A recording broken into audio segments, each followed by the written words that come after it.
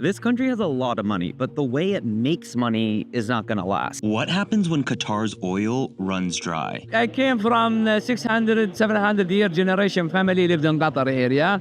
We're one of the first tribes being here in Qatar. Of course, I remember my heritage. We've been always in the desert. I want to see a civilized country. I want to fight for this. This country is spending billions of dollars to transition from an oil-based economy to a skills and services-based one. The World Cup, now everybody knows where Qatar is. So I want to see it, not less than New York, not less than London, less than Paris. Me as Qatari, I want to see this. I've come to Doha to learn if this country will be able to attract top investors, talent, and events so it can stay a wealthy country. I'm even interviewing the CEO of Qatar Foundation, Her Excellency Sheikha Hind bint Hamad Al Thani, on stage at the second annual Web Summit. For decades, Qatar's economy has been all about oil and gas. This tiny Gulf nation, home to just 2.7 million people, sits on the world's third largest natural gas reserves. That's made Qatar incredibly wealthy with a GDP per capita of around $80,000, some of the highest in the world. But here's the catch. Fossil fuels won't last forever, and the world is moving away from them fast. Qatar gets it. That's why the country is making a bold move to shift from a resource-based economy to one built on knowledge and skills. The plan? Turn Qatar into a hub for finance, tech, sports, and education. Industries that can keep the country thriving long after the last drop of oil is sold. Synonym, swallow bird, one of the fastest bird you can find in the world after the falcon, all the way from food delivery to event booking, including e-commerce and pharmacy delivery in 20 minutes. Relying too much on oil and gas has been risky. Back in 2014, oil prices crashed from over $100 per barrel to below $30, shaking energy-dependent nations. Qatar took a hit, but it was the COVID-19 pandemic that really sped the need for change. When the world shut down, demand for oil plummeted. Even though Qatar handled the crisis better than most, it was a wake-up call. The future belongs to economies that run on innovation and skilled people, not just natural resources. We managed to add $500 million to Qatar GDP in 2024. And it was a huge jump in our number, considering in 2023, it was just $270 million. But how we done that, and what does it mean, knowledge-based economy? Welcome to Web Summit 2025. Qatar worked hard to get this event that originated in Europe to come here. And it's here where I'm interviewing the CEO of Qatar Foundation. This event is about so much more than these 4 days. It's about creating a bigger tech ecosystem for this country. My little brother who just graduated, and he's like looking around Web Summit and he's like, you know what? I want to be an entrepreneur. You know? So it's a big thing, and a lot of changes here. And this event is not just about Qatar and its tech ecosystem. You have countries like Netherlands and other countries from around the world showcasing and exhibiting opportunities there to increase the cross-border collaborations. Here in the region, it's very relationship driven. So you come in and there's a culture that having 8 chais. So you have 18 meetings to truly get to know the person, their needs, and how they go about problem solving. And then you can figure out how to truly work together instead of having surprises after a contract is signed. I've been super excited to work with Qatar in 2.5 years to actually access the Middle Eastern countries. So we have been looking into UAE, we have been looking into Saudi. Qatar have more focus on working with R&D, innovation, focusing on research, and more of a deep tech perspective. Qatar is very similar to Sweden when it comes, to being a small country. From oil and gas-based economy to knowledge-based economy. And this is part of Qatar Vision 2030.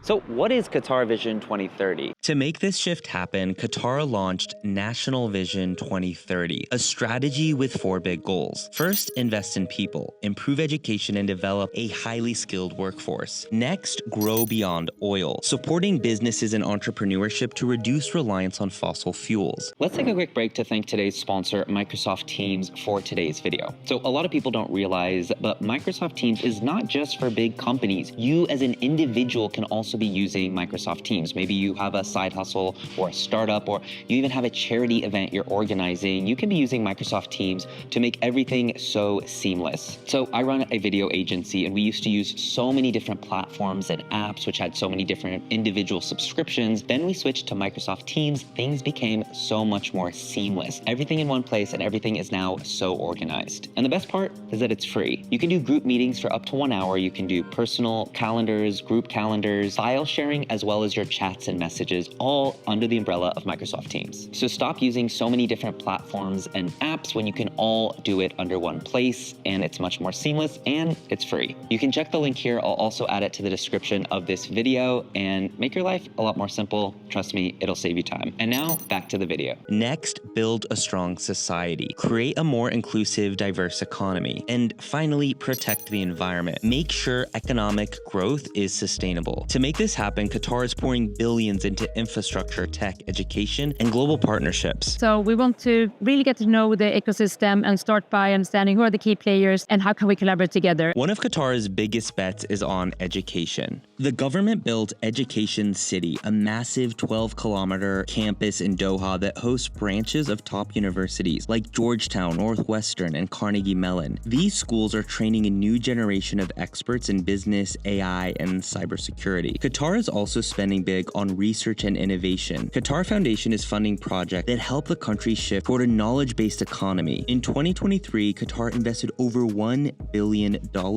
in R&D. Qatar is making moves to become a global financial center. It's positioning itself as a leader in Islamic finance with institutions like Qatar Financial Center, attracting banks and fintech startups. The country's total Islamic finance assets now exceeds $200 billion. Qatar Financial Center is a licensing platform from the government to attract international companies. The country is ready, all the infrastructure is there. Now it's about tourism, companies that come and set up here. We like to attract more technical people, coders, IT people, and to grow the country to the next level. To make things more attractive, Qatar changed its laws in 2020 to allow 100% foreign ownership, meaning international businesses can set up shop without needing a local partner. I think the biggest issue, to be honest, is the lack of talent. On one hand, Qatar has very positive things like there are about 30 universities, which is a fantastic strategic move of Qatar, but still there are not enough talented people, so we need to attract more talent.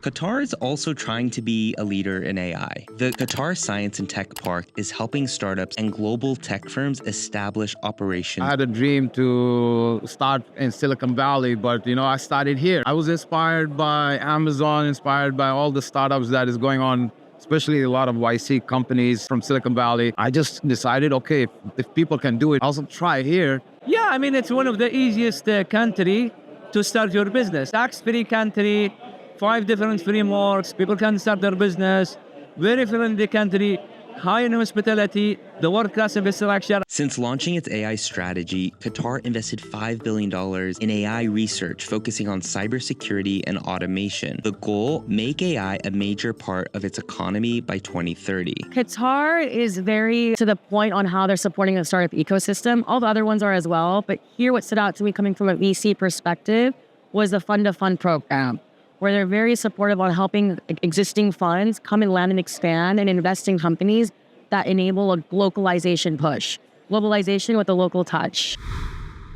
There's one challenge that most people I interview here keep bringing up. The challenge is, it will be talent, bringing the right talent to the market and educating them how the market works and how to move here and stuff. That will be the biggest challenge. And they're like, okay, we want to do remote.